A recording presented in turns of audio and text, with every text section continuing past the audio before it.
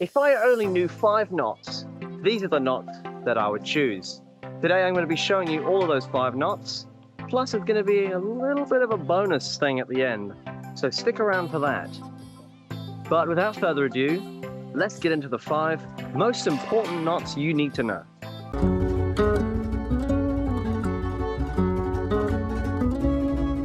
Starting off with number 5, I'm going to be showing you a reef knot.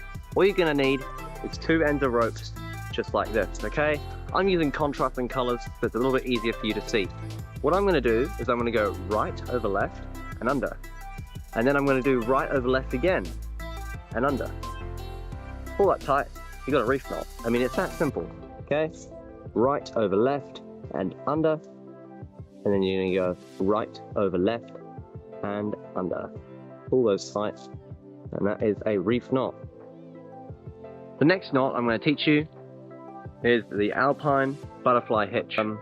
What it's used for is you can hang things off that little loop right there, like carabiners, gear, food, whatever. Anyway, I'll show you how to tie it. You're going to go around once, around twice, like that. The angle from the back, angle from the front. You're going to grab your loop, give it a bit of end. You're going to go over. You're going to then lift that, push that through, so it goes through underneath. There you go. Number 3 is the bowline knot. I'm going to be showing you this because it's actually a very important knot. So you can use it to tie 2 pieces of rope together, and you can also use it to tie trees. So I'm going to go through that and show you how it works. How to tie a bowline knot. Okay, so what we're going to do is we're going to make a crossy loop like this. This end is the one with the end on it, okay? Now we're going to loop back through. We're going to go through here. We're going to go there. We're going to go back through this loop here. Okay. Then we're going to pull that tight. There. That's a bowline knot. I'll show you again. Cross. Rope isn't very sturdy. Through the loop, around the tree, and back through the loop. Yeah, pull that tight. There you go, bowline knot. So in a way, you can actually use bowline knots to tie 2 ends of ropes together. Therefore making it a knot. A proper, legit knot. The next knot I'm going to be showing you is how to tie a Canadian jam knot. Canadian jam knot is pretty much a knot that can be used tying gear, such as backpacks, things to backpacks. It can be a knot that's used for compressing stuff, like sleeping bags. You can tie it around the sleeping bags with the bag, with the actual sleeping bag in the bag, and then you tie the knot around it. That can be kind of a compression knot, so you can kind of tighten it. Anyway, I'll show you how it works, and it'll make a bit more sense to you. Canadian jam knot, it's actually a pretty simple knot. It looks complicated, but it's actually pretty easy.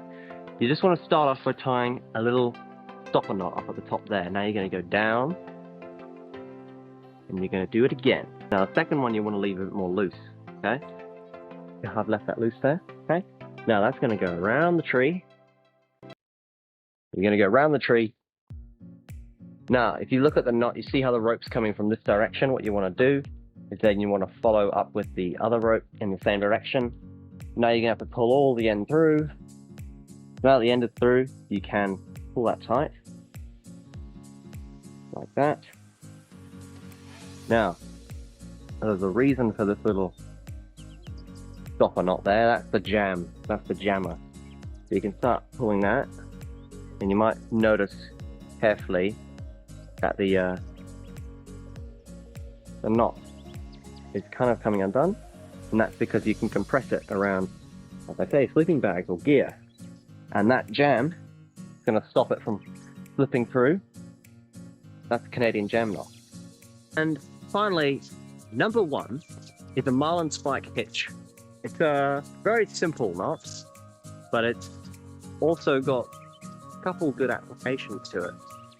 I've used it to build a ladder, I'll say that much.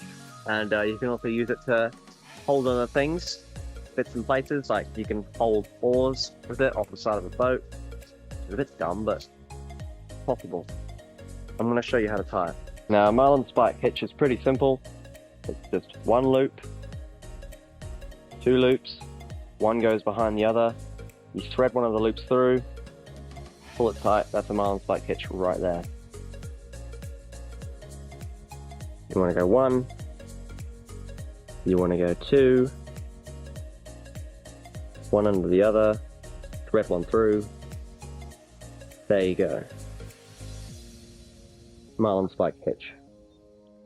You can stuff a rung or something of a ladder in there and pull that tight, and then that will hold. Yep. Thank you for watching this video. Just joking. Bonus. The bonus is actually pretty nifty, not gonna lie. You're gonna like it, I hope. Now the trick is, when you're coiling a rope, bring the two ends of ropes together like that, and then you just want to grab it and then start going like this, okay? And that's eventually going to take you halfway down the length of rope, yeah? So that's the halfway point. That's the two ends. You're going to hold those there and start going through it again. There's the other two ends. That's pretty much perfect. You're going to put those all together like so. So now you got both ends, okay? Sweet. Okay, so I'm going to hold it like this, and then I'm going to kind of cross it. I'm going to stick my hand through that gap there. My hand's going to come around, grab that, pull that rope there, okay? Kind of see the angles going on here? Then you're going to pull that through there to essentially create a little knot. And that is how you can coil your rope. Thank you for watching this video.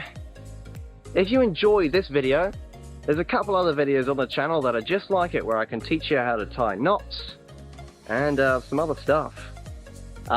If you're still here, like the video, subscribe to the video, because it's obviously something you like and you might want to watch more of it. Either way, have a good day. I guess I'll see you next week in the next video. Have a good one.